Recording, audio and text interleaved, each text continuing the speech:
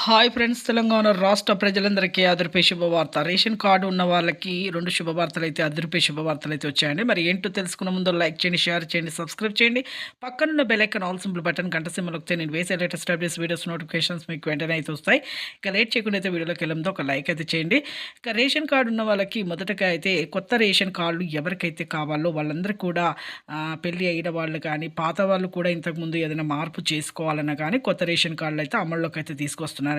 ప్రతి ఒక్కరికి కూడా కొత్త రేషన్ కార్డులో అప్లై అయితే చేసుకోవచ్చు. కొత్తగా పెళ్ళైన వాళ్ళు కానీ, ఎవరికైనా రేషన్ కార్డులు లేని వారు కానీ, ఎవరైనా పాత వాళ్ళు మార్పులు ఏమైనా చేసుకోవాలన్నా కానీ రేషన్ కార్డులు అయితే మీకు అమల్లోకి అయితే తీసుకొస్తున్నారు. ఎందుకంటే సంక్షేమ పథకాలకు కానీ మనకి ఏ పథకాలైనా రేషన్ కార్డులు ఉంటే మాత్రమే వస్తుందండి.